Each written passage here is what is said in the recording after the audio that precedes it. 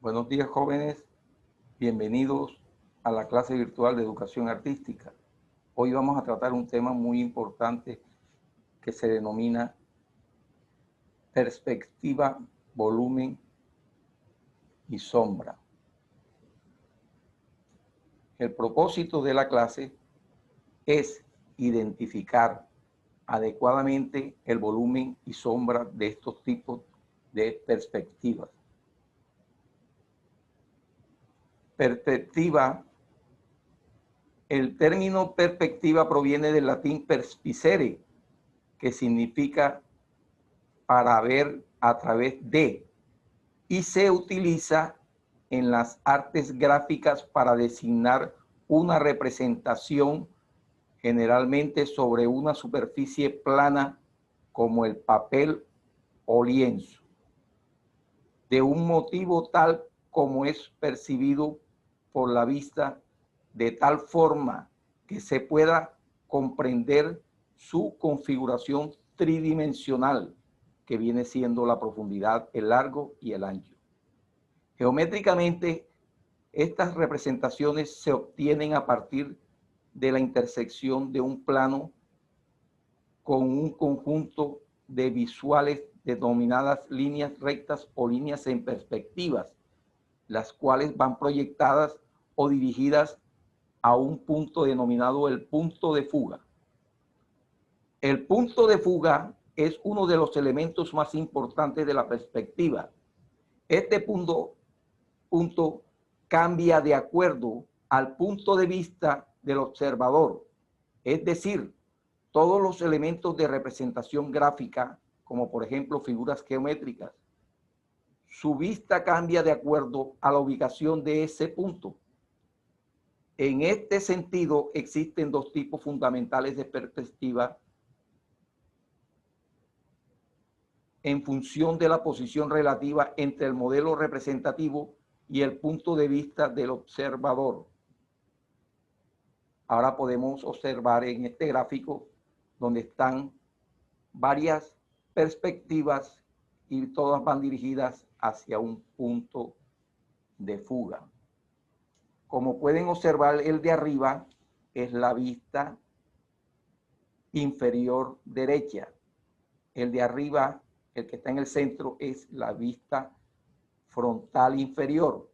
El que está a la derecha es la vista inferior izquierda. El que está debajo, a la parte izquierda de abajo, es la vista superior derecha.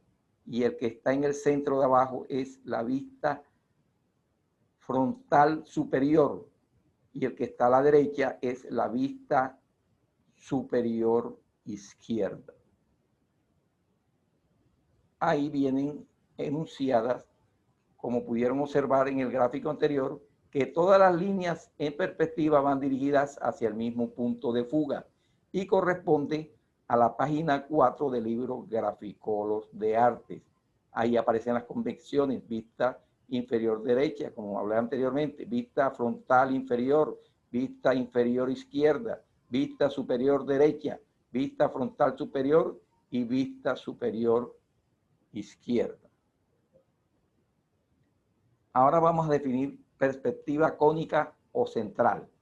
La perspectiva cónica también es denominada perspectiva central. Sus características más distintivas son que los objetos representados son más pequeños a medida que aumenta su distancia al observador y la convergencia en un punto de fuga de la representación de las líneas del modelo. Las visuales forman un haz cónico con su vértice en el punto de vista. Ejemplo, pueden observar este tetraedro.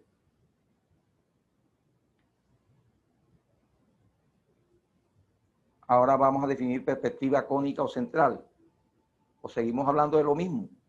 Los pintores y arquitectos del Renacimiento italiano, incluidos Filippo Brunelleschi, Masaccio, Paolo Uccello y Piero della Francesca, así como el matemático Luca Pacioli, estudiaron la perspectiva central. Escribieron tratados sobre ellas y la incorporaron en sus realizaciones contribuyendo así a las matemáticas del arte. Ejemplo, el cuadrado. Ahí pueden observar ustedes en el cuadrado donde trae 1 metro de la profundidad, 1 metro de ancho y 1 metro de largo. Ahora vamos a definir volumen. El volumen, este término tiene que ver con un concepto matemático y físico a la vez. Físico, región del espacio que ocupa un cuerpo, y matemático, expresión matemática que determina esa región. Se mide en metro cúbico o centímetro cúbico. Para determinar el volumen de un cuerpo se necesita conocer su forma física. Para cuerpos especiales existen fórmulas específicas. Ahora pueden observar este gráfico que trae la profundidad, el largo y el ancho de un cubo. Volumen, dice volúmenes y área total del cubo. En la parte de la profundidad trae 20 centímetros. En el largo trae 20 centímetros. Y en el ancho trae 20 centímetros. Ahora vamos a definir lo que es sombra. Sombra es una región de oscuridad donde la luz la obstaculiza o esconde dejando un tono negruzco como una arboleda. Ocupa todo el espacio detrás de un objeto. Es más, es el mismísimo objeto opaco o sin una fuente de luz frente a él. La sección eficaz de una sombra es una silueta bidimensional o una proyección invertida del objeto que aspira la luz.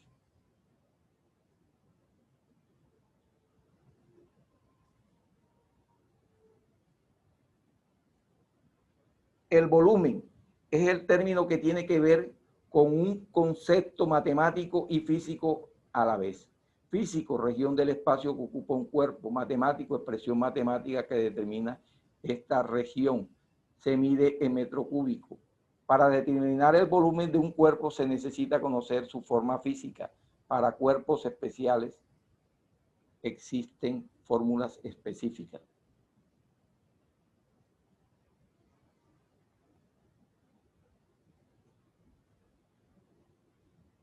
Características de una sombra.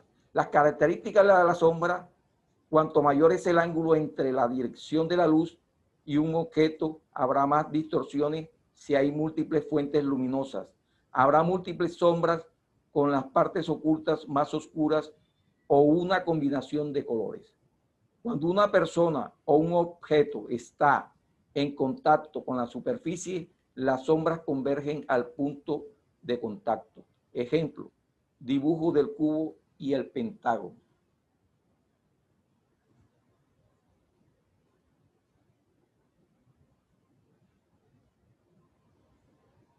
Aquí pueden observar el dibujo del cubo y del pentágono y aparecen sombreados.